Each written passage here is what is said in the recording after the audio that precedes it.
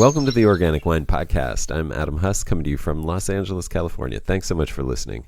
The sponsor for this episode is Centralis Wine. Centralis is an ecological winery that I started to protect or benefit the environment and my community with every business and winemaking decision. I envision a wine world in which humans are the students and servants of the non-human world, regenerating and protecting the vitality of ecosystems and promoting the diversity of life through wines that uniquely and deliciously reflect local abundance. Centralis wines feature foraged prickly pears, urban perennial polyculture wine garden produced grapes and other fruit, gleanings from urban fruit trees, dry farmed century-old vines, and organic and biodynamic viticulture.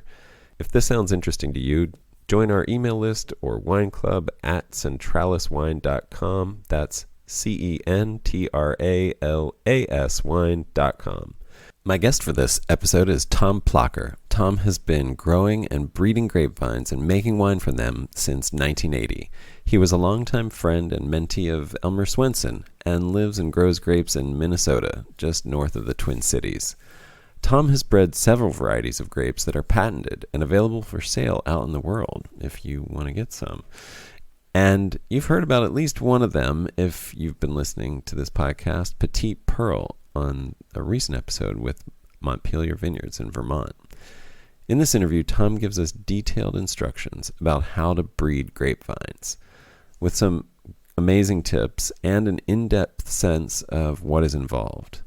While Tom isn't focused on breeding for resistance to mildew or pests, what he's doing and what he teaches us in this episode may be some of the most valuable information I've ever shared on this podcast, with no disrespect meant to all of my wonderful guests who have been on here before, because learning to breed grapevines is what will make it possible to adapt to the rapidly changing climate and find a delicious future for wine that doesn't require the unsustainable use of chemical sprays.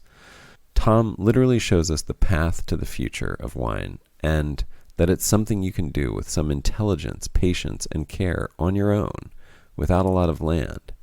Here's a fun fact. The time it takes to research, develop, test, and get approvals of new chemical pesticides is about 10 years. The time it takes to breed, grow, prove out, and patent a new variety of grapevine that could have any number of beneficial traits, including a diminished need for new pesticides, is about 10 years. Forget the fact that the development of the pesticide took millions of dollars, too, and that breeding the grape just took time and some knowledge and practice. Imagine if all of us who grow vineyards also began collecting, crossing, and breeding new vines. Imagine where we'd be if we channeled our resources over the last 80 years into this approach to resilience and vitality in our vineyards, rather than trying to prop up a handful of increasingly more feeble grapevines with the ongoing development of chemicals that degrade our environment and make climate change and human health worse. Think of how much further along we'd be to having real solutions to viticultural challenges by looking in the vines themselves. It is both possible and 100% achievable to have delicious wine made from grapes that never need to be sprayed with anything and thrive in the extreme climate that will be our future. But not as long as we fetishize and clone the same vines over and over again. If we take the knowledge that Tom gives us here and apply it to the California wine industry alone, we could have a continually renewing, regenerating, and improving cycle of increasing health and flavor in our wine and our world, rather than this downward spiral we're on that has an expiration date. The only thing standing in our way, I believe, is prejudice. We've created a hierarchy in which a few types of grapes, and only those few select grapes, can make great wine. That hierarchy is bullshit. All grapes are hybrids. I hope you'll join with me in normalizing the idea that wine is not made from a few European grapes, but from an ongoing process of adaptation, innovation, experimentation, and inclusion.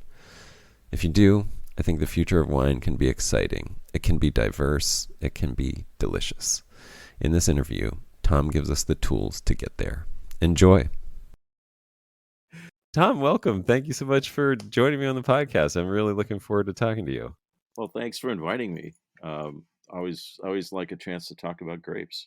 Hey, all right. Well, it sounds like they have been your life for quite some time. um, would you be willing to just sort of lay out how you got into what you're doing? Like what led you on this path? Oh, well, um, I've been growing grapes here in Minnesota since about 1980. No, 1979, 1980. And back then, we didn't really have many options to growing French hybrid vines and burying them over the wintertime, which Mm. meant most of us had really small vineyards because it's really awful work in November to be doing that and digging them up in April. That's even worse.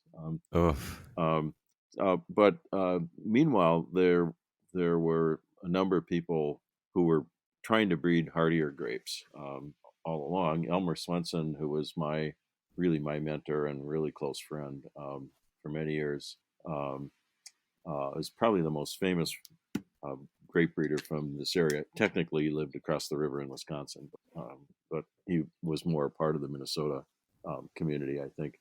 So mm, he bred cold hardy grapes for about 50 years, starting way back in the 1940s and 50s, wow, and just died in 2005, I think, is when Elmer died. Um, wow. um, so he was kind of the first one to really come out with some fairly good quality grapes that were fairly winter hardy here. There were two whites, St. Pepin and Lacrosse, um, and then Mm. and a Lacrosse third is Lacrosse, familiar. yeah, Lacrosse like is in Lacrosse, Wisconsin, and then a red wine grape called St. Croix, named after the Okay. St. Croix River where he lived. Um, uh, and so they Are were these they were. Oh, go ahead. are these still in use popularly? They Um, sound familiar to me. um, Lacrosse they especially. are in places. They have their kind of their niches. So Okay. there's quite a bit of St. Croix growing in New England. Um, not much here anymore. There's quite a bit of St. Pepin growing in places like Iowa and Wisconsin. Wollersheim Winery in Prairie du Sac, Wisconsin, near Madison, there um, Okay. makes really outstanding ice wine from St. Pepin, and they sell it for Mm. about $50 a half bottle. Mm. So they like their St. Pepin. Um, um, yeah. So it's a Okay. kind of a flowery, fruity white wine, and the grape has low enough acid you can finish the wine dry, which most Mhm. grapes here can't. It can't be finished dry. Um, Because the acid's so because high, of the it acid. gets Yeah, it's just, just a little. It needs just a little bit of sugar to offset the acid. But, got it. and lacrosse is still growing a lot in places with a little hotter and longer growing season, like it's Nebraska. It's real popular in Nebraska. Um, Okay. um, yeah. So, and Edelweiss. I forgot to mention Edelweiss. Oh, yeah, I've That's definitely that's heard of another that. white grape of his. That was one of his very early ones from the 70s. That is the um, most widely grown grape for white wine in Nebraska, and they make Okay. it in all different styles. I've definitely heard of it on the East Coast too, in New England, Yeah, yes, for that's right. sure. They grow it in New England too. It's not quite hardy enough for Minnesota, reliably, but for those areas that are maybe in a climate zone milder in the wintertime, it fits that niche really well. Um, and then Elmer went on to, um, through the 90s, he introduced a bunch of other grapes that for wine that were more or less widely accepted in this area. Yeah. But so he was kind of the first. But meanwhile, going way back into the early 70s, there was a small initiative that started at the University of Minnesota Horticulture Research Center. Um, Under Professor Cecil Stushnoff and a graduate student named Patrick Piarki, who was working on his master's degree there. And so they decided that they were going to start a whole new line of cold hardy grape breeding using the hardiest native grapes they could find in this area. So they they would go canoeing on the Minnesota River and in the fall, and look for wild grapes growing on the islands in the river. And they Uh-huh. were looking for ones that had especially big clusters, because it's called a Vitis riparia is the wild grape, and it's Yeah. notorious for having teeny tiny berries in clusters. So they were looking for Right. bigger ones. So they got one really good selection called Riparia 89 that they used a lot in starting their line of breeding. And then they also got two from Manitoba, from the very northern range of that native species.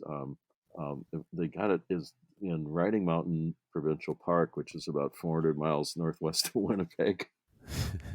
Um, so those guys, really kind of laid the groundwork for all the work that the University of Minnesota carried on and is still doing, to this day. Wow. And Okay. those riparias found their way, of course, to Elmer Swenson as well, and got incorporated into his work, and then they got incorporated into my work. So I think just about all our contemporary cold hardy grapes here have either the Manitoba riparia or the Minnesota River riparia in their background somewhere. Hmm. And the Manitoba riparias are especially interesting because um, they're sensitive to day length. And when you hit about August 20th here, the days, we're far enough north. We're right on the 45th parallel here. The days definitely start getting shorter. I mean, I don't really notice it, but these wild grapes from Manitoba notice it, and they start hardening off and start getting ready for the winter. And Huh. so I see that trait in some of my varieties too. A Crimson Pearl it's really prominent in my Crimson Pearl variety. That usually hardens off their shoot. It shoots completely all the way to the very tip of the shoot by the time the fruit is ripened and ready to harvest, and sometimes a little bit Wow. before. Um, so um, Wow. yeah, so there's kind of this whole lineage here, Yeah. but those are kind of the two main groups: the university group and Okay. Elmer Swenson. Um, Now, and I yeah, got to no. know people in Okay. both places. Peter Hempstead was hired in 1983 or 84 by the University of Minnesota to be a full-time grape breeder. So what the graduate student and Cecil had started had progressed to a point where the university decided they wanted to do this long term, and they could afford to hire a full-time person to do it. So Peter went on and made a selection from the seedlings that Patrick had produced, and that got named Frontenac. And you probably heard of Frontenac Sure. grape. Yeah. And then Frontenac mutated out there, and they got Frontenac Gris, and then Frontenac Gris mutated into a white grape, and they got Frontenac Blanc. So they got three out of that for the price Yeah. of just making one F1 cross. So that was extremely lucky. Um, they then went on and bred Marquette and La Crescent, and most recently Itasca. Which is a white grape they released Right. 2 years ago. Yes. So all of those are I know. Well, they're definitely familiar to me, and I know definitely in use on the East Coast yeah, everywhere around you, I'm sure as well. Yeah, yeah. Um, let me go back to what got you started. Why were you even growing grapes to begin with? Oh Did you? well. Um, so for until about 2011, I actually worked in the tech industry because private grape breeding is not a way to actually pay your bills and live a normal life. Um, um, because the payoff comes when you actually license a nursery to to produce your vines from your varieties, and then you get patent royalties from. But that's 10 or 12 years or more. So I Right. work full time in the tech industry, and one of my first jobs was uh, I got to spend a lot of time in Germany for a couple of years, and I was really lucky to be stationed around Hanau near Frankfurt. So when I had time off, I just drove on over to the Mosel and the Rhine, which wasn't very far away, and really enjoyed Probably a nice drive too. a really gorgeous drive. And I just got completely enthralled with the vineyards and scenery and the wine culture there that was so embedded in their local culture. So I came back and planted a few grapevines in my backyard, and joined the Minnesota Grape Growers Association, which had about 40 members at that time, and um, everyone knew everyone else, and that's where I met Elmer Swenson. He would come to the meetings. So yeah, that's how I got involved in it, Got it. and And that was back in the 70s, 80s. yeah, that That's was when the you, early 1980s. So I started and so eventually it on my was, own, and then got it. I got involved with in starting a winery cooperative here. Um, there was it got to a point in about 1982 where there was only one commercial winery in Minnesota, and Okay. so they took that as an opportunity to screw the price of grapes down on people, um, and people got tired of that because that's back when we were burying grapes still for the most part, and so Right. there's enormous amount of work that went into these grapes, and they were paying them like 20 cents a pound or something for them, and so so a group of those growers got together and started the Minnesota Wine Growers Cooperative, which was just set up as a legal farmers cooperative, um, and so that's where they would sell their grapes to the cooperative, where they would get paid fairly, and they would get an annual dividend depending on the wine sales. And we bought out the equipment from a winery that had ceased to operate, so we kind of moved that all to uh, Stillwater, Minnesota, which is a big tourist town on the St. Croix River here near the Twin Cities. Um, and that winery operated as a cooperative until just last year. So it was about 40 Oh, years, wow. a long time. Wow. And the So, last winemaker, when he retired, was one of the original members of the co-op. So that was turned out to be turned out to be uh, a, kind of a bigger success than I think any of us thought it would ever be, because the starting it was such a struggle. We thought it was mm, going to go under quite a few times there. So I got involved in that, and um, through that I also learned a lot about the wine business, because one of my jobs that I volunteered for was to go around to bars and restaurants and try to sell them the wine. And back in that time, no one had tasted Minnesota wine, and a lot of them weren't real inclined to. So there was a lot of right. bias to deal with. I learned to be thick-skinned about it. I learned a lot about the Mm. wine business, and I learned a lot about grape growing from associating with all those people who had more experience than I did. And So so I yeah. Oh, go ahead. you always had an interest in making wine from the grapes. It wasn't just Hmm. purely a like a horticultural fascination. Yeah. It was kind of both, but I really love the winemaking, and I still do. Yeah. Um, yeah, and so what I did for about 10 or 12 years, kind of through the 90s, was just accumulate a really big collection of grape varieties here at the farm in Hugo. And I don't know, I probably had, over the years, I probably had 200 different varieties there. A lot of them were from Elmer Swenson. There were a few Minnesota ones, University of Minnesota ones, um, a lot of French hybrids, uh, and I made wine from all of them. So I really got to deeply know what their value was for wine. And so there were some French hybrids that weren't nearly hardy enough here, but Mm. they made really terrific white wine.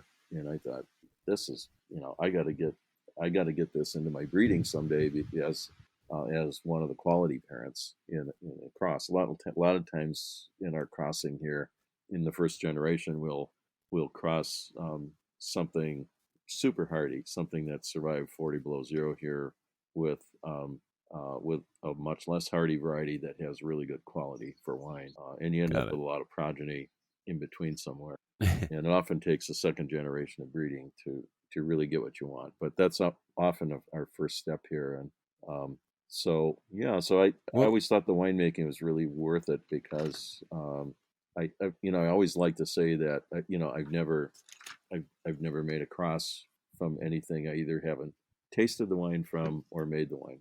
oh And wow. that's not 100% accurate anymore, because I've kind of borrowed in my breeding varieties from all over the place, but that's about 90% the case still. Got it.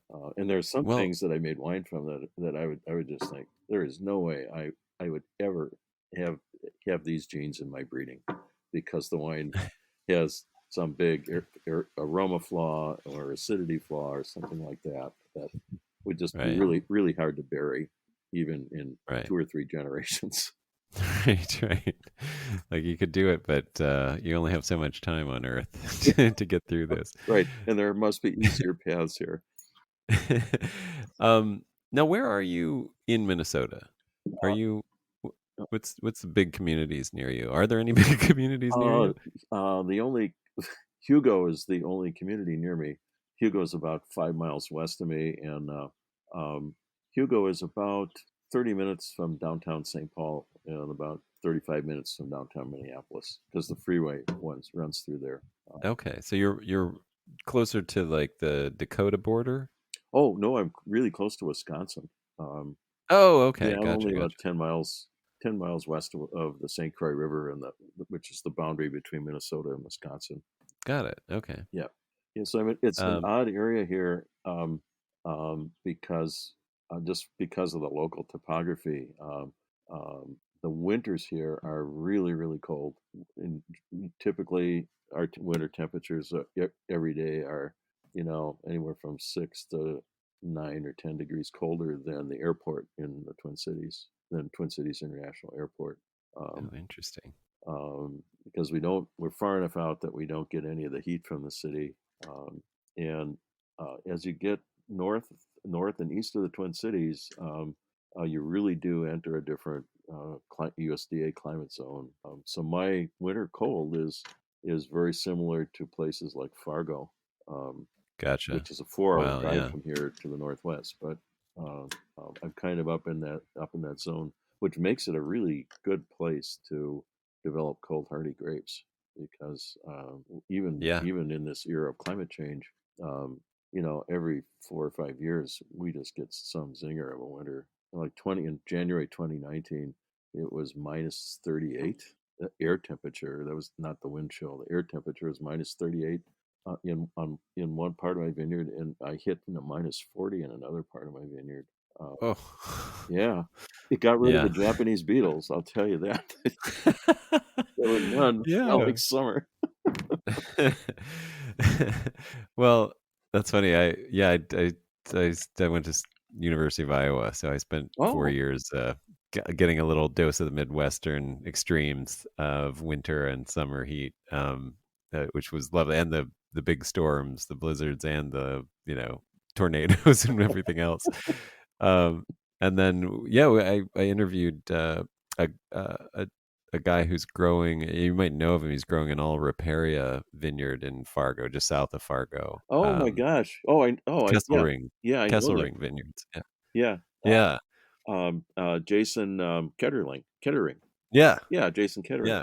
Yeah, I see Jason regularly because he has a house in St. Paul, and kind of commutes back and forth to Fargo. So Right. whenever I want to Yeah. send wine or vines or something up to Fargo, Jason takes them for me, Oh, great. and sometimes he brings wine back for me too, which is nice. Nice. Yeah, Yeah, I'm I've looking never forward been to to his trying some of place, his but Riparia. I'd like to do that. Yeah, I mean, it's fascinating to me for sure because it seems like, what we would have done in a pre-industrial world, just sort of naturally is just grabbing the vines that we found and trying to Yeah, propagate them. yeah. Um, well, I mean, I'm very fascinated. It sounds like breeding was always part of what you were doing, or at least on your mind when you were growing grapes. Is that sort of like, if you grow up in Minnesota, you better be thinking about that, or is that just particular to you? No, I think um, I think that quite a few growers think about that. Um, Hmm. but um, I mean, kind of the reality is that it's um, it's it's really really technical and really time consuming, in terms of when you have to do things, um, and Uh-huh. and it's different. You can't schedule it much ahead of time. It just depends on the temperature, almost entirely on the temperature. Uh, Um, so uh, you really have to be in your vineyard daily and monitoring it. yeah, absolutely. Yeah, um, yeah, because So it's very easy to. It's just very easy to miss a vine that starts blooming, they may only be blooming for 4 days, and Wow. if Yeah. you go out there a day too late, the berries are set already, and you're out of luck. You wait till next year to use that one.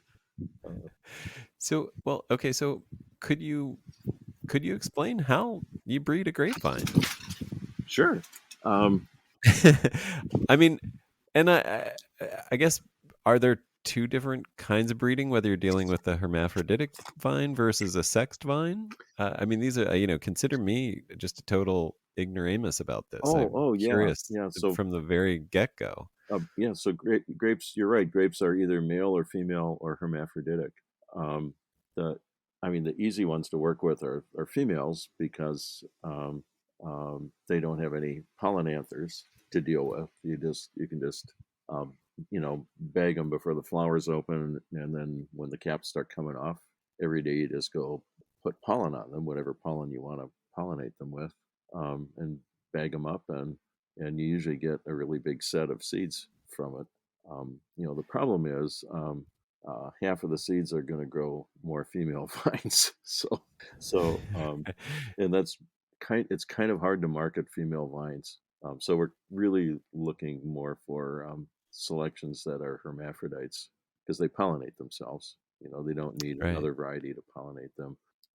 So I work mostly with hermaphrodites, and so the process for breeding process starts with waiting until you start seeing some of the caps pop off the flowers, and then you go in with tweezers and pick off the ones that are opened already, and then either with your fingertips or tweezers, you pull the caps off all the rest of the flowers in that inflorescence or flower bunch. Um, and the trick is as you pull the cap off, to also pull the anthers off. So you end up with essentially a female flower if you do that correctly. Okay. And then you go through the whole flower cluster and do that, and then Wow. pollinate it and bag it. I usually go back. I usually try to go back 3 days in a row and pollinate because even though you maybe successfully pulled all the caps off and pull off the anthers, it doesn't necessarily mean all the flowers are receptive to pollinating at the same time. They tend to um, there are flowers that become receptive over a 3 day period, not all at once. So I usually get better berry set and seed production if I take the time to go back repeatedly. Um, So, in other words, like if you're crossing two hermaphroditic vines, you're taking the cap and anthers off one and adding it to the other, where you've also removed the cap and anthers. yeah, or I actually um, just Just bag the the, anther. the whoever the pollen donor is going to be. I bag it and then and usually just go through and collect the pollen anthers after the caps pop off and dry them and then grind them up into a powder and then just use that powder as you know, as my pollen. Yeah, and that works Oh. pretty good. And then so that's where you're going back to the one where you've created essentially a female out of a hermaphrodite by removing it and then putting that pollen onto those hmm flowers. Yep, and the Okay. process is the same. Yep. Just a plastic bag is what you're bagging with? Um, Is that what you're talking I about? use I use those those brown paper bags that are kind of lined with a little bit of cellophane that you get coffee beans in, Oh and yeah. they have that metallic strip on top that you fold over and Yeah. then bend around to close it. Those make really good pollination bags because Oh, they can nice. take a lot. They can take a real beating in the wind and the rain, and they get rained on and they dry out right away. And they're really durable. They last the whole summer. So I leave them on the whole summer um, Okay. until probably until the 1st of October. Um, just because if I took them off, then I'd worry about the birds eating the grapes or eating them. Okay. Um, Gotcha. so I just let them ripen until the normal harvest time, um, and then pick the clusters and extract the seeds from the berries, um, clean the seeds and dry them out. And they usually just sit dry until Thanksgiving time or so. Um, and that's when I will put them through a soaking and cleaning treatment and sterilizing treatment. So sterilizing against mildew and fungus. Got it. Right. Yeah, Not then sterilizing the seed. It's yeah. not. Then I pack them in damp peat moss and plastic Ziploc bags, and put them in the back of the refrigerator at about 33 degrees. Let them sit for 90 days. So that's usually early March, and take them out and plant them. I force their growth under uh, LED lights with some nice bottom heat, and Okay. usually get pretty good germination in about 2 weeks, something like that. Okay. So I end up with these seedling trays of little grapevines that when they're about 3 inches tall, they kind of run out of room in that tray. So you have to transplant them into their own liner pots. Okay. And then they go back under the lights in their liner pots, and by the time I move them outdoors, they're usually 10 or 12 inches high, and then they get moved out to the vineyard right away. I don't put them in I don't put them in a nursery. I usually, if they're healthy and vigorous, I put them out in the home. Okay. Kind of avoids that additional step of having to dig them up out of a nursery and disturbing them a second time just to move them to the vineyard. So yeah, I don't do that. So kind of the nursery step is actually done in the vineyard. And how do you protect them then once they're in the vineyard? Because I imagine you have, deer and rabbits and everything else that might munch on them. Oh yeah, they're in grow tubes. I use those pink grow tubes on them. Okay. It just How tall of a grow tube? 30 inches. Just a quick note here to say that Tom checked his facts after the interview and said his grow tubes are 24 inches, not 30. Okay. Yeah. Pretty So standard. they Great. usually by the middle of August they'll all be out the top of those tubes, and then I have to start spraying them with a deer repellent, because the deer see those little tender little shoots coming out the top of the tube. It's just like seeing candy. They go along and clip them all off. Right. It's their favorite food. Now, this is the first time somebody's brought up a sprayed deer repellent. What do you know what that is? Like, what is it? What are the ingredients in that? Oh, it's Like an ammonia compound. It smells like a wolf urine? Yeah, it's supposed to Got smell it. like well, I think like dog urine or wolf urine or something, coyote urine, something that they're afraid of. Yeah, Oh, yeah, and it works. It's really fascinating. good. It's just if you get a really hard rain, you have to reapply it, but it works really good. Right, It right. kind of you can tell it kind of changes. It kind of changes the way the route they walk when they come through our place here. They definitely change their route and go around, And as does long that as they mean can you're smell not? that. Does that mean you don't have to put up a bunch of fencing? Well, I don't know. Fencing is really expensive, so I never really did it. Um, Uh huh. uh, so I just And you've had no problems or I minimal really haven't had enough any problems. problems. Um, I just have to be persistent and keep the repellent on. Huh. It's pretty quick thing to do. I use Hinder, which goes into solution really well, and you don't need to cover the whole plant. All you need to do is just give it a little give the growing tip a little squirt of it, and because that's what they want to eat anyway. They get a whiff of that when they walk up to eat that tip, and they move on. Huh. Yeah, so it maybe takes me maybe an hour and a half to do the whole place. That's fantastic. Is it now? I'm just this is riffing on this idea, but could you just spray a perimeter of that around them rather than spray each vine, and then they wouldn't even enter the vineyard? I have kind of Or wondered or do about you? that. I mean, a few times when I have when I had a spray, but I almost had no hinder left in the container. I sprayed across the ends of the rows, and I think it was a little inconclusive. I think some of them did come in, but I think it probably had some effect too. Right. Yeah, So Hinder is the name of this deer repellent. yeah, That's an and ammonia there's the name compound. Okay. of that one. Then there's another one from Sweden called Plant Skid, SKYD, and Okay. that one's made from rabbit's blood, and Oh boy. it's fairly disgusting to use, and No. it clogs up the sprayer nozzle. But um, um, What is the theory behind that? um, I'm not quite sure. Just it's so gross that anything is repelled from It it. definitely Like, repels rabbits too. no doubt. but it but it Wow. attracts dogs, oddly enough. So Oh I boy. used to use that one up until 2 years ago, and I got tired of it, of mixing it, and so I would be walking down the road squirting this on the vines, and my dog would follow behind me, and he would put his He's tongue like out and licking it off as you go. kept all the drips. He would he would lick all the drips that rolled off the leaves.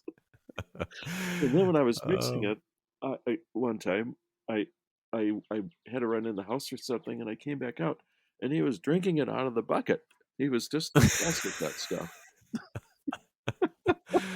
oh It's man. almost as good as killing your own rabbit. uh, that's funny. Well, okay. Well, this is fascinating. So, I mean, thank you for sort of breaking down the breeding aspect. It does, yeah. I mean, if anybody has not looked at a grape flower, what you just described may not seem that difficult. But if once you get into looking at grape flowers, and a little more closely, you'll be like, "What the heck? How do I do what?" Yeah, It's pretty detailed tweezer work, it sounds like. yeah. What you do discover is that um, the size of the flower varies a lot across Uh-huh. varieties. There are some varieties that I will never use for anything but a pollen parent because the flowers are so small. I Uh, just can't imagine trying to trying to pick the anthers off. oh, wow. And so you have to do that with every flower on that cluster of flowers, Yep, right? you do because otherwise there's probably going to be some self pollination. If you left some Right, so that's like unopened, when that cap pops off, it scatters pollen from the so we're anthers, and chances are pretty good it's going to hit one of the flowers you've emasculated. Um, wow. yeah, So it's like 75 to 175 probably on depending on the cluster size yeah, of the yeah, right? Wow. yeah. And I'm sure that you have to be careful about each of those as well. How do you only need one cluster? I mean, I'm sure for just to insurance, you need more than one. Is that right? You want to, Yeah, it depends on how much you, seed I want. Um, if right? if it's something that where I really want a big population of seedlings. I'll do 5 or 6 bags or even more. Especially if it's a small flower cluster, uh, I'll do more bags. If it's something with really big clusters, I'll do less. Okay. Do you it does this guarantee consistency in the seeds? Because I thought seeds, left to their own devices, sort of each mutated in their own genetic way. Oh, well, yeah, well, um, uh, grapes are really, really big outbreeders. So, when you bring these two really different varieties together, you get a really big scrambling of genes to the extent Okay. that every seed is going to have a little bit different set of genes. Got it. Okay, that's what I thought. Yeah. You get a lot, and to me, all the variability you get in those seedlings is a good thing because it Right. increases your chance of getting a combination. Right. And so that means then once you plant them out to seedlings and then into their grow pots and then out into the vineyard, Hmm. each one of those you have to watch because any one of them they're all slightly different and any one of them could end up being the right one, the one you're looking for. Exactly. Yeah. And And how long does it take until you know that? well, um, usually the first 40 below zero winter is pretty telling. Right. Um, so I actually kind of look forward to those because it screens out a lot of grapes right away. But I also am aware that it may be screening out some that are perfectly hardy here, except for those extreme winters, and they make really good wine. So I usually, I mean, of course I note that down, but the survival, but I usually grow those back up again and give them a shot at making wine. Um, so Gotcha. it takes about, it's usually about 6 or 7 years before I'm really done with them. And I during that 6 or 7 years, I rogue some out, and at, by 6 or 7 years, I may have out of out of 100 seedlings, maybe I have 4 or 5 left that I think are um, worth propagating for a second round of testing. Um, Gotcha. and that's usually done at um, at a commercial winery, or a lot of my selections are at universities that have viticulture programs. Yeah. So, yeah, so that's kind of, we call it second testing. So that's um, Right. and I set up, when I select something, I set up for second testing here in Hugo too, because I um, because I want to make bigger batches of wine from them. Right. Yeah. Well, and that's what I was going to say. It sounds like you're starting with parent genetics that have decent quality at least, because and then you can sort of refine that quality into and look for other characteristics besides just the wine quality. You're looking for that cold hardiness or Yeah, yeah. yeah. So it's sort of starting with a baseline. Would you is I'm just going to ask some more, sort of real basic questions that just from somebody who doesn't know anything. But is it possible to breed for, like, if you do have a female vine, so you have sexed vine, is it possible to breed for hermaphroditic growth in the next generation, Oh, yeah. You'll or is get. that I mean, you'll get half females and half hermaphrodites. If you whatever you pollinate that with.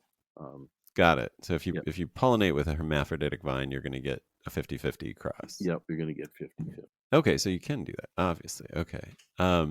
Nice. Now, and that's a way to, like, if there's a species of vine, like a wild vine or something that you just like its hardiness and you want to get it into the mix, that would be one way to start getting it into the mix where it's a little Yeah, easier to breed in the future. Just yeah, will take yeah. a generation or two. Exactly. Yeah, because wild grapes are here, at least are our native species here, comes in males and females, and they're not hermaphrodites.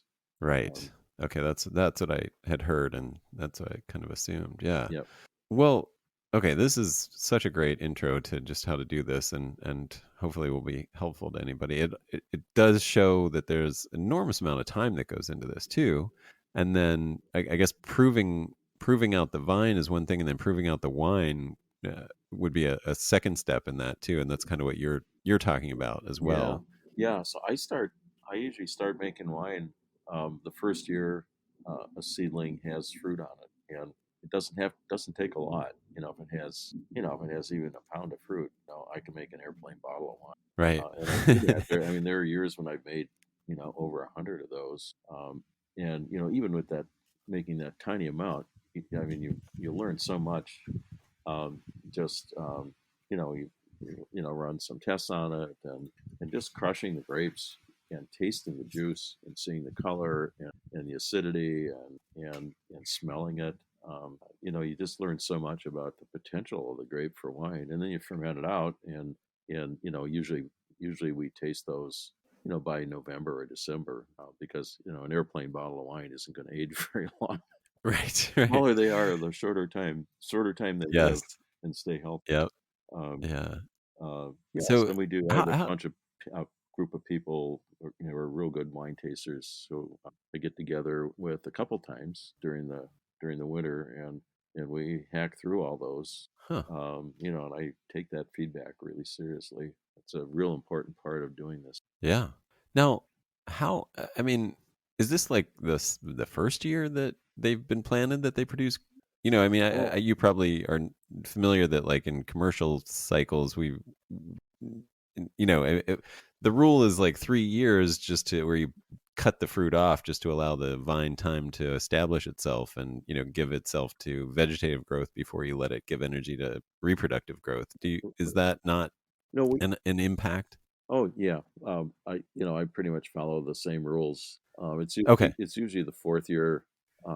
It's usually the fourth year that they have their first crop of. It Okay. happens to be something that's really vigorous and precocious. Sometimes I've had fruit the third year, but it's usually the fourth year. That you get a pound or a couple pounds or something like that you can really work with. Right, right. Okay. Nice. That's fascinating. All right. And I mean, I guess the other thing that this brings up is, y- are you organizing a whole lot of land? I mean, it sounds like you need a sort of like a grid, because every year you're going to be introducing new things and you sort of have to track them through their growth. So, you have like an expanding vineyard, like a constantly cycling vineyard, Oh, at least multiple blocks that you can sort of cycle vines through. And what do you do with them if they don't work out, if they don't, I prove out? just pull them out. Okay. Yeah, Yeah. so you really hit on something important here about this. The piece of land I do this on is not all that big. I think it's maybe all on, I don't know, maybe 2.5 or 3 acres. Okay. And there are probably a couple thousand of these seedlings on that land because they're planted at close spacing too. They're planted at about just over like 20 inches, 20 or 22 inches apart. Oh, wow. Okay. Yeah, because I figure, um, by the fourth year, some of them are going to start taking themselves out of the picture anyway, and they're gonna be pulled out, or they're going to just be Right. dead from the winter. Um, Right. and so the space gradually increases between the vines. Not always in Got the it. way you want it to, but Right. Right. not always with perfect separation between the vines, but it gradually opens up, and so by year seven, the row is almost empty, except for the ones you've decided to keep. Huh. Okay. Yeah, so it is That every year makes it changes. It's every year I I pull vines out, and every year uh, new seedlings go in, so it's constantly changing. got it. And how do you track that? Is it by area within, like, do you have sections sectioned off, or are you tagging? Like, what's your organization Oh, method? I do. So I have metal tags on everything Okay. out in the vineyard, and then I also keep a plot map, a digital plot Got map, it. and I update Okay. that. I update that every Gotcha. summer. And my numbering scheme for selection numbers actually refers to the location in the vineyard of that selection. So um, it each seedling has a block number, a row number, and a seedling position number in the row. Okay. Yeah, so um, So it's really until easy it to go gets find things there. It makes a lot of sense. So, if I was a young aspiring vine in your vineyard, my goal would be to move beyond being numbered and to achieve a name. Is Yes. that is that the idea? My graduation would be when I get called Petite Pearl. Yes, that would be your dream. Okay. I And love that. you would wish that I moved faster than I do. A and are you trellising? Is there a trellis that just stays there that you let these things climb up? Are you staking them? What's that like for Oh, well, support? yeah, they're all trained, to a top wire cordon system on a Okay, trellis. And then they also when they're young, they have a bamboo stake that supports them too. okay, and And so the is growth, that at what height is that top wire cord? Is that a 60-inch, it's 50? yeah, um, it's about 5.5 feet here. Okay, Yeah. got it. And is there any way to bird net a top wire cordon? Oh Do you yeah, have to do that? yeah. Okay. Oh, and I do that. I have to do that. Well, because I was gonna say, we're is really that more close like a to. canopy? Do you just cover the whole vineyard with like a canopy of netting, like, or how does that work? I just cover row by row.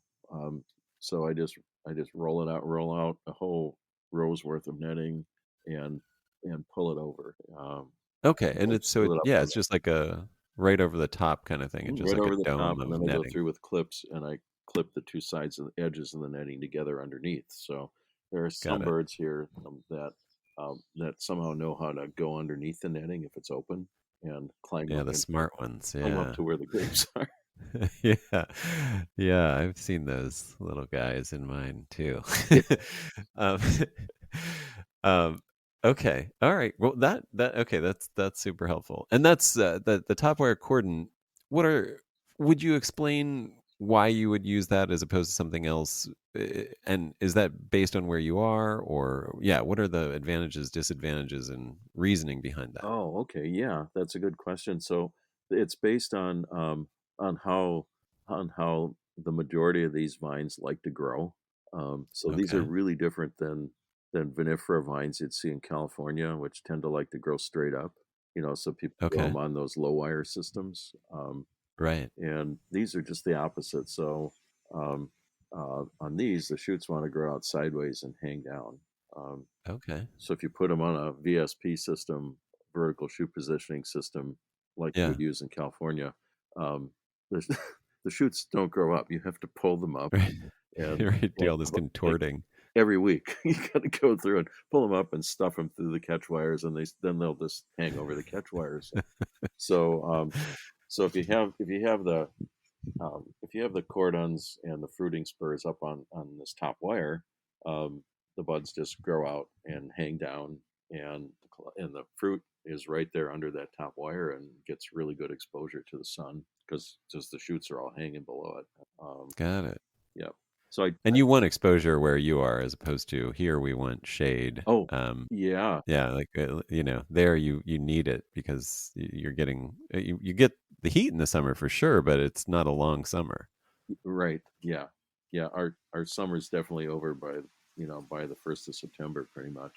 Um, Right. So we have to get everything right by the end of September, because the days start getting really short too, and the sun is noticeably lower in the sky, so the Yeah. intensity of solar radiation is much less, and it just goes downhill during the month of September. Right. You can just feel it happening.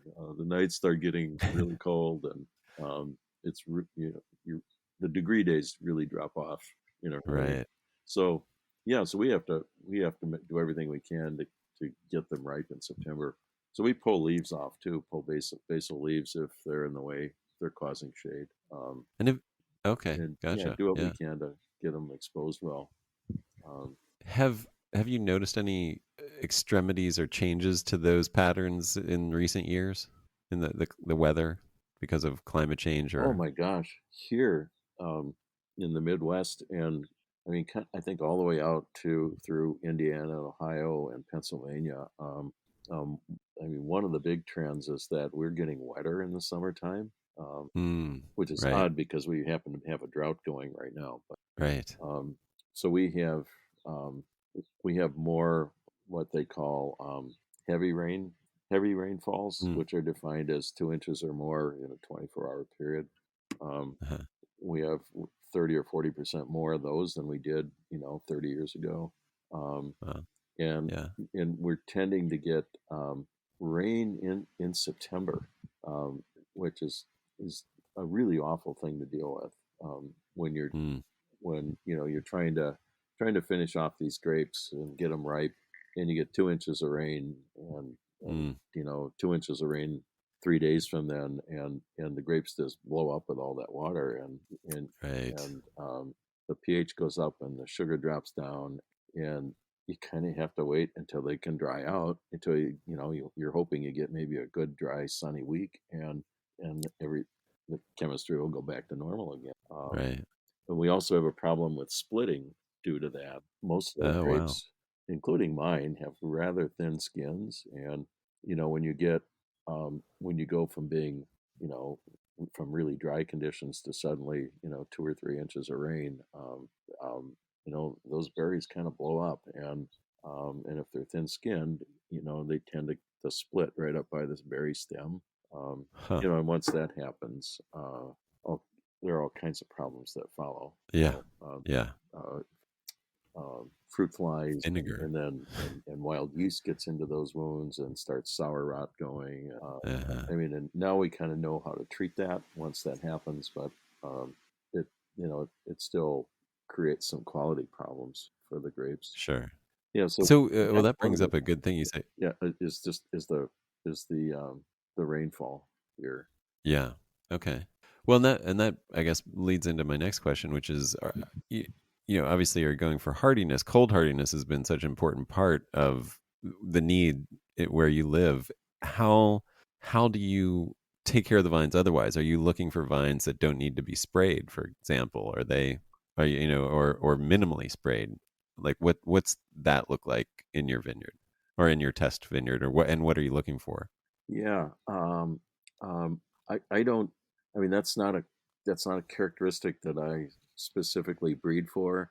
But I do pay attention to it. The disease resistance is always a little bit of a trade-off because if something makes really good wine, but you have to spray it a couple extra times during the summer, that's a good trade-off. Considering considering the importance of wine quality here.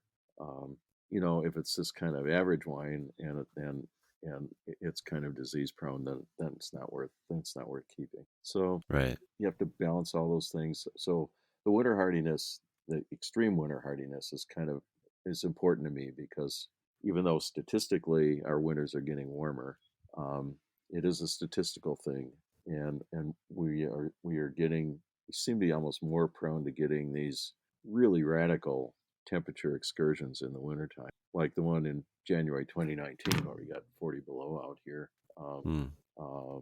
and um, just last February, we had 32 below zero here on the 15th of February, which is really late to be getting that kind of cold. Um, and and Wow. then spring came, you know.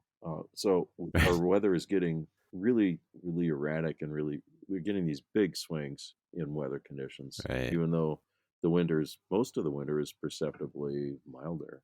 So Right. that winter hardiness is important. Late bud break is really important too, because kind of one of the bad traits that wild Riparia grape brings to genetically is they like to start growing really early in the spring, Hmm. and they tend to be frost prone.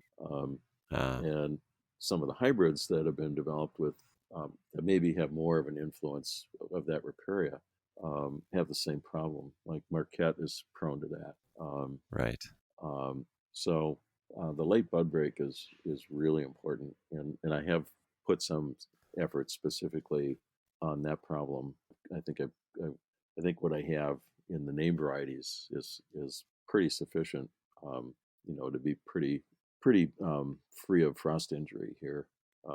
And so those two things: winter hardiness, late bud break, uh, and then the wine quality, which is what I kind of started out. Originally, I started out trying to breed for cold hardiness and for lower acidity in the berries and in the wine. And now that I've used Petite Pearl and Crimson Pearl a lot in my crosses, and they bring that. And so now I have all these seedlings out here, and I hardly ever come across a seedling that has acidity problems. So it so my challenge now is I think I've kind of got the quality I want, and my my challenge is to keep that quality um, over the generations I breed now, um, but start layering on some of these other desirable characteristics. Right. Well, I'm all right. Well, now how many varieties have you developed that are currently, out there in the world? Three: Petite Pearl, Okay. Crimson Pearl, and Verona. Okay. And you have a couple trial varieties, it looks like, on your website. Yep, yep. Uh, TP1-1-12 has been patented and certified virus free at UC Davis, and it's really ready to go. We just had some logistics problems getting it into production, or it would Okay. be out there. It is sold commercially in Canada, oddly enough, because they imported it from the Foundation Plant Service. Before we started having some of the logistics problems. So they've actually had it longer than the nurseries here. That's great. I know that you have an agreement with a Washington nursery for to get through our sort of West Coast quarantining. Yeah, Is that right? yeah. Inland Okay. Desert Nursery.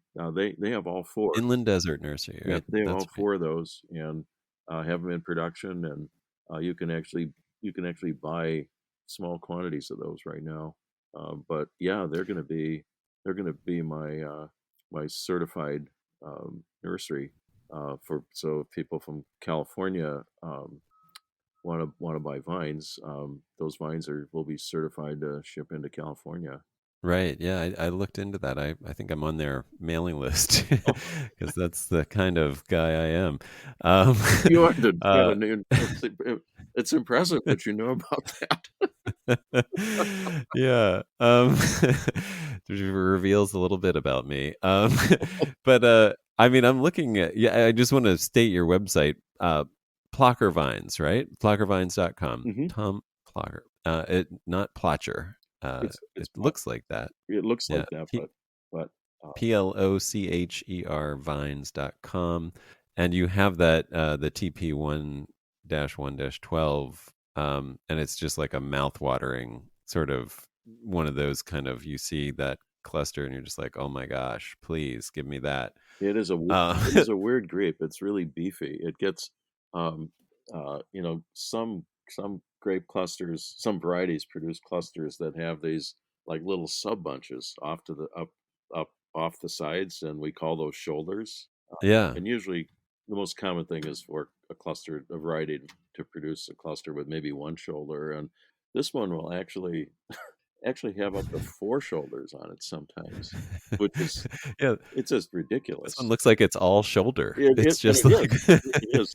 There are more berries in the shoulders than in the main part of the cluster. right. That's it's amazing. I mean, it just looks like a giant, yeah, just an explosion, like four clusters stuck together in one.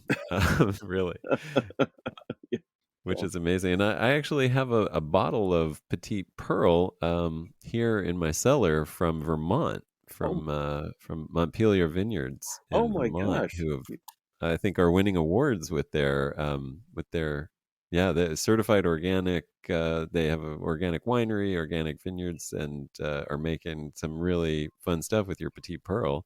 And they sent me a bottle which I'm going to taste very soon. So I wish I if I'd thought of it, I would have tasted it by now. Um, but I have a busy drinking schedule, as it turns out. I have to schedule my drinking. That's hard work, what It is. you're It doing. is. Um, yeah. So, could you give a little description of these varieties, what people could expect? I mean, I'm just thinking, it hasn't caught on the West Coast to grow hybrids like these because, obviously you're growing them with this idea of cold hardiness, which we really have no need for out here. However, if we planted one of these in California, this would basically be a no spray grape for us. Oh, I mean, yeah.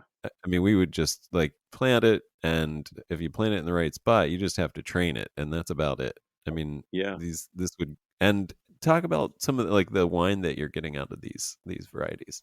Um, well, um, I mean, hybrids, I hate even using that term because people think that all hybrids are going to taste like Concord grapes, but Right, Mogan David right, or something. But these don't have any of that because they're the I mean they do have some percent of Labresca genes, but it's probably back 4 or 5 generations ago. So there's like very right, very little of that. I mean, none of that comes through in the wine right, anymore. Um, and and they've all been bred to have rather low acidity. The crimson and petite especially, if they're really ripened well, they'll have an acidity and pH really similar to vinifera grapes. Um, right. and Yeah, it's but it does, well, at least on the East Coast, it seems to retain, relative to like what we would expect out here in hot climate. It seems to retain pretty decent acidity. Now, do you think if it was grown in a hotter place, it would lose even more, like you'd get an even higher pH, or is that genetically it's always going to have a slightly, what? I say this just to, like, when can you calibrate what you mean by lower acidity? oh yeah, Just like, what does that mean pH or TA wise? well, so we had a we had a really hot summer last year, so Okay. we ended up with 3,000-degree days or something, and we usually get 2,500 or something.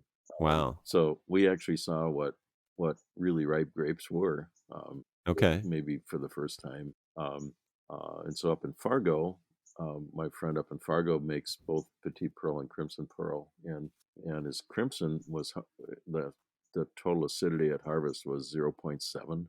Uh, Okay. and at bottling it was after mallow it was 0.65 or something, which is Right. really down there. The pH was Yeah. at harvest was like 3.5. um, Oh, wow. Yeah. and if That's the pH rose, um, through during the mallow. Yeah. fermentation and during malolactic to a point where it ended up at maybe 3.55 or 3.58, and he was thinking, oh, I wonder how stable this is going to be. Maybe I need to add some acid to it.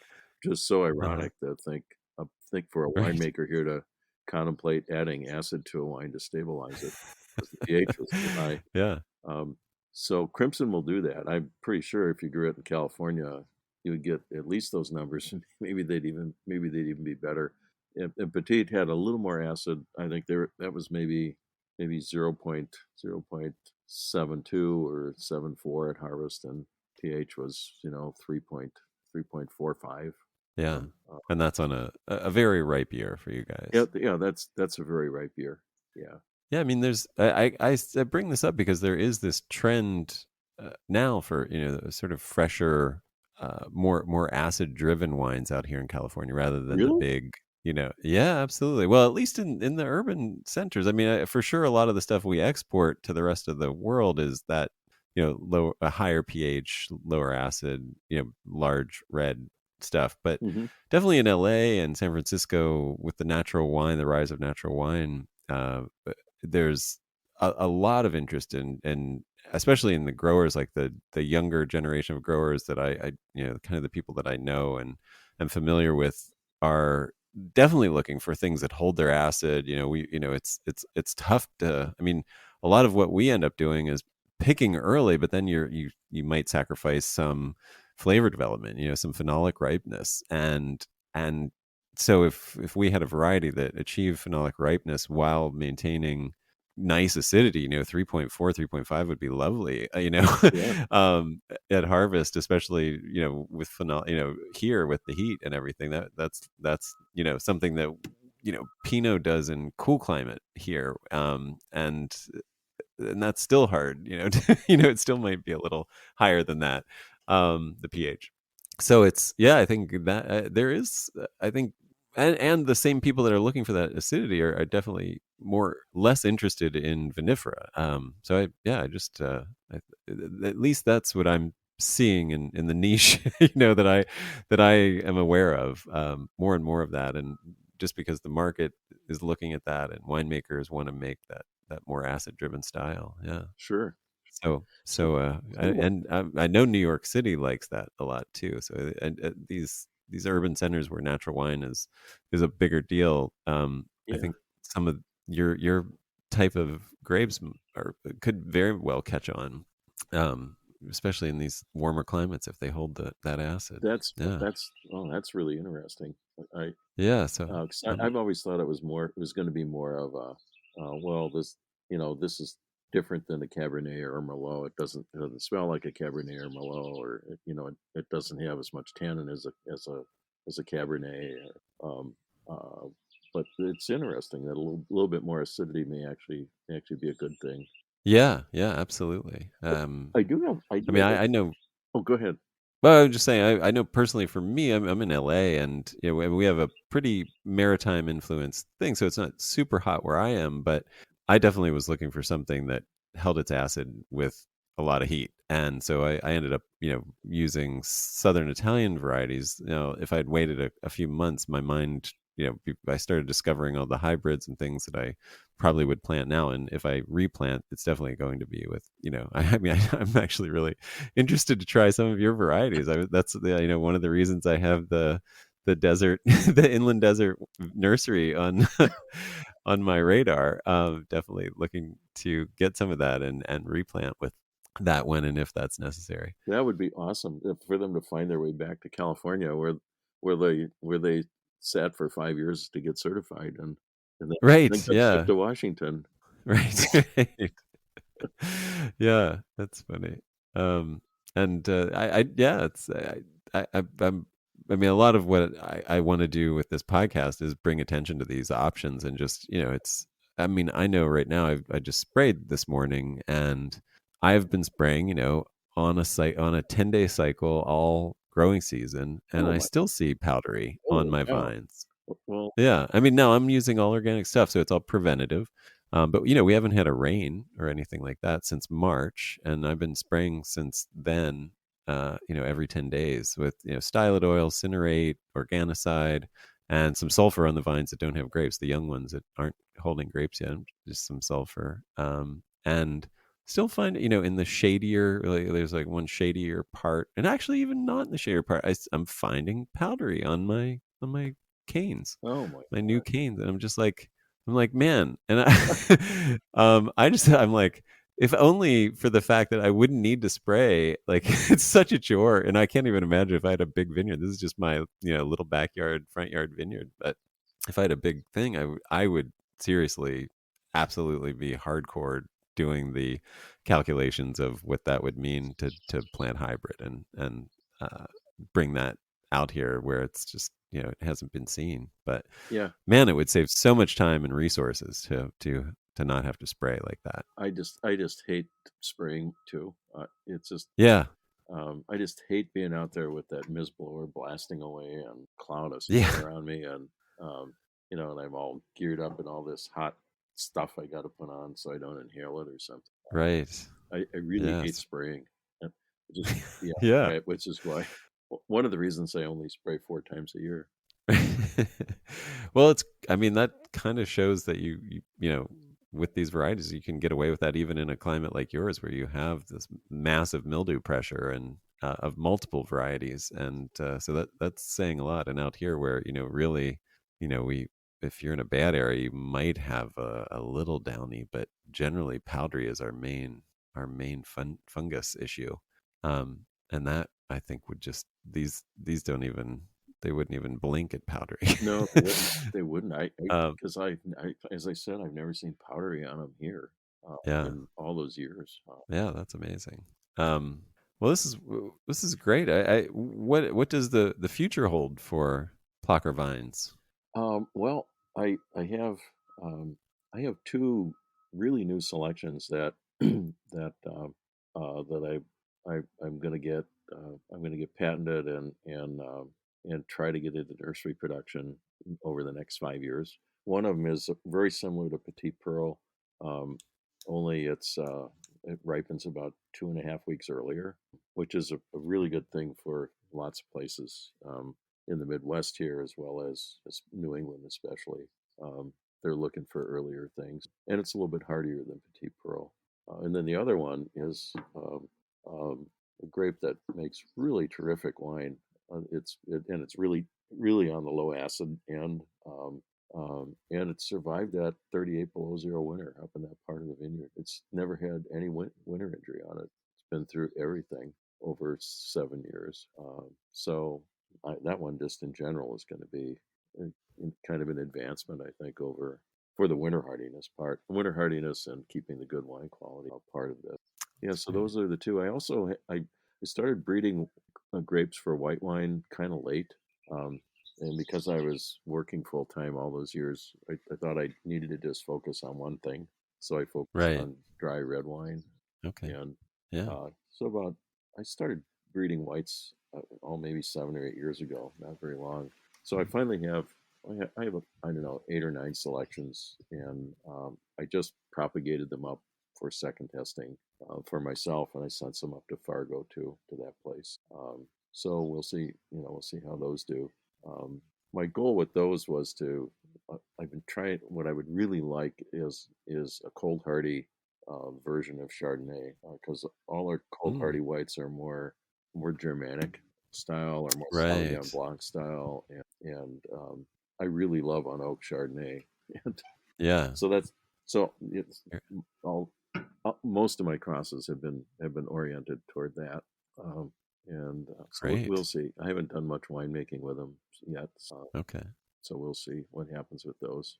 But something will probably be coming along eventually in for a white if one of those pans out. And I'm Okay. still doing crosses too. Although this is Right. this is I think this is my last year that I'm going to do crosses because I'm 71, and the pipeline is about 10 years long. So I thought I don't really want to be doing this when I'm in my 80s. So my wife convinced me it Right. was probably a good time to stop, kind of wrap up what you were working on, and stop. Yeah, you may thank yourself. Your future self may thank your current self in a few years. Well, she said But man, I imagine it's hard to give that up. It must be such a, almost an obsession at this point, it getting is. It's finding these things. it's so hard. It's so hard to give it up. Um, she will allow me to do crosses if someone else grows the seedlings. She just doesn't want me to increase the seedling anymore. Got it. So one of my Got it. one of my really weird projects that I have started to work on. So uh, my brother-in-law lives in Oaxaca, Mexico, and he is a agave grower, and he runs a mezcal palenque. Oh, He wow. makes gourmet mezcal and ships it up to California and Chicago. Of course, yeah. We drink a lot of it We here, drink a lot believe of it me. in Los Angeles, that's for sure. Yes, we do. Yep. So he and I started a small vineyard down there near Oaxaca City. Oh, We wow. have Syrah, Carignan, and Palomino, all of which are supposed to be grapes that don't need much cold to go dormant for the winter. And what Mm. we found is that their temperatures in the fall and early winter um, are not cold enough to really make that happen. So they want to grow continuously, and they want to have two crops of grapes every year. Um, Mhm. and grapes will do that for a couple years, and then they just kind of run themselves into the ground. So we figured out a Yeah. way to prune them so they only have one crop, and to make them go dormant, but it's not it's not ideal. So I am gonna breed a grape for that part of Mexico that has a super low cold requirement to go dormant. Um, Gotcha. and I'm so lucky because um, Bernie Prinz at the Foundation Plant Service at UC Davis. Just a quick correction here from Tom. Bernie Prinz is a horticulturalist at the USDA National Clonal Germplasm Repository for Grapes at UC Davis, not the Foundation Plant Service. Um, has been nurturing along this native grape that was collected near Oaxaca City about 25 years ago, um, and I think it's the only grape from that area that exists in a collection anywhere. So he sent me cuttings this spring, and I have I have 6 plants growing in big pots, and they grew so much this year. I think if I'm lucky, they'll bloom, and I'll be able to get a Oh. little bit of pollen. And I think I'm going to cross it with Syrah. And Oh, fantastic. Yeah, I have Syrah growing in my front yard, and yes, it does not go dormant here in Los Angeles. So I can imagine down there it's maybe even worse. Where what I do is I mean it's a small vineyard, so I can do this, but I do like a long prune, like, at 18 to 24 inch, almost like a hedge, and then strip all the leaves off. oh, And then that's sort of like mid, like right before the holidays, because it just, or over the holidays, I do it because I have time then, hmm like like end of December basically, and then I wait to do the final prune until, right before the buds push. But that initial that initial hedge and strip the leaves is how I have to sort of force dormancy here. sure, sure. Yeah. That's so I'm never there at that time. We always go down the first 2 weeks in January to visit. Um, so they've usually they've usually part of the cane goes dormant, but there's still a part that's growing on the end. So what we're Hmm. doing is just Right. cutting that part off, and then all that's left is the little part has dormant buds on it. And Right. then a month later, that stuff all grows, and it kind of buds out at the same time. Huh. But it would be really nice if That's you didn't have fascinating. to worry about it, if it just went dormant and started to grow again when it wanted to grow, and everything, all the buds pushed at once. That would be ideal. Well, I mean, I think you might be onto something, given the way the direction of the global temperature is headed, growing some hot Yes, winter varieties, right? yes. You're just gonna have to flip everything you've done on its head and I know. start. It's so odd. It's to get wrap my mind around this that it's the opposite problem. You know. Yeah, Um, that's really interesting. I mean, honestly, I'd be interested here in LA for something like that. That sounds, yeah, like just what I need. well, that's you could be a test grower. I'd be happy to. Let me know. Keep me posted. Okay. Yeah, you surely will. Well, Tom, thank you so much. This is really just super informative, and it's great to hear, about everything that you're doing and the potential of what you've created and what this process can do for wine in general. Thank you so much for sharing. Oh, well, thank you so much for inviting me to join you today. Um, Absolutely. I learned a lot about the California wine scene too here and what how that's changing. So that's really valuable to me. Great. Yeah. No, I hope there's definitely a future for your kind of hybrids in California. I mean, I think there is and hope there is. And maybe some of the ones you're working on in Oaxaca, maybe even more realistically because Yeah, of yeah. our heating up here. If you could breed a super drought tolerant, like a very vigorous and productive vine that only that does that on 5 inches of winter rain, you might you might have a gold mine on your You hand. might have a gold mine. Yeah, yeah. So I don't know about this native grape from Oaxaca. It's called Vitis blancoi.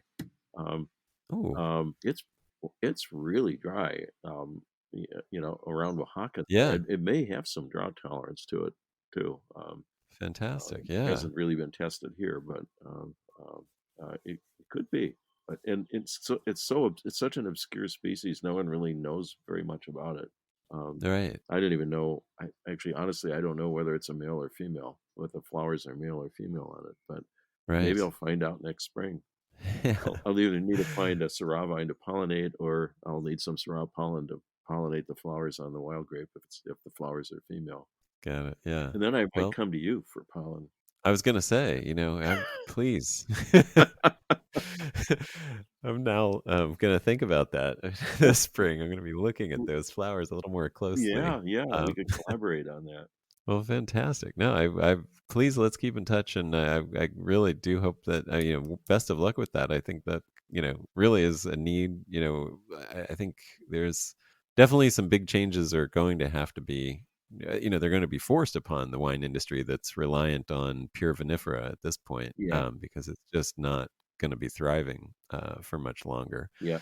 I, Um, so I think what you're doing is going to be very helpful and useful going forward. Well, thanks again. Did you have any closing words or any other? I mean, mentioned your website. Is there anything else that you'd like to promote or oh, talk about? I just had one kind of a big event happen back in I think it was March. One of the wineries that makes really good Petite Pearl is Carboy Winery in Palisade, Colorado, and Okay. they get Petite Pearl really right there too. Um, Yeah. so they entered their 2018 Petite Pearl in the LA Invitational wine competition this spring, and they didn't enter it in the hybrid category. They entered it in the there's a category that's other wine grapes, something like that. Right. So I think it's kind of more obscure vinifera varieties. And Right. anyway, they got a 92 score, 92, and a gold medal. Ah, fantastic. And they had entered Yeah. some of their Italian vinifera varieties in that category, and it scored higher than those.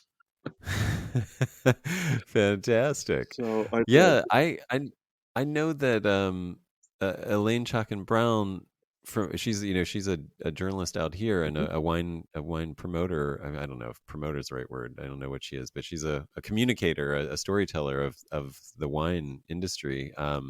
And she did a big write up on the Northeast, and I know that the some of the wines made from your Petite Pearl by Montpellier Vineyards, there was a sparkling rosé and their red got her highest marks, and very glowing reviews Really? Wow. for them. Yeah. So, and then I think they won another medal or something like that at another competition they've been in. So yeah, it's doing well out there in the world. Yeah. So well done. Yeah. Yeah. It was very, very exciting because and especially it was exciting that it competed head to head with vinifera wines from California, and Yeah, when that's the forced to taste those blind, the judges scored it pretty high. That's awesome. Yeah. Yeah. I always thought that that's really what hybrids need, is our own sort of judgment of Paris, where we sneak in, some comparative like the Grand Cabernets of Napa against something that's posing as a Cabernet and Yes. see who wins, you know what I mean? And then do the reveal and ta-da, and then yeah, that might do the trick. I think I'm just putting that out there for anybody that wants to organize that. Yeah. Yeah, absolutely. So it was that kind of moment for me. That told me that after all these years, maybe it has finally arrived. Maybe it's the time. So Yeah. No, I definitely think it is. Yeah, for sure. And well, thanks for getting us there. um, and thanks for this conversation. It's really been great talking to you. yeah. I appreciate your time and all this knowledge that you shared. It's been, I mean, just brand new stuff for me as well that I can't wait to actually implement. And yeah, thank you. Oh, well, thank you, Adam. It's been fun. Awesome. Thanks so much for listening. I really hope you enjoyed this as much as I did. And if you did, please do leave a review for the Organic Wine Podcast. It helps a lot, and we want to get the word out to as many people as we can, which your review will help do. Thanks so much.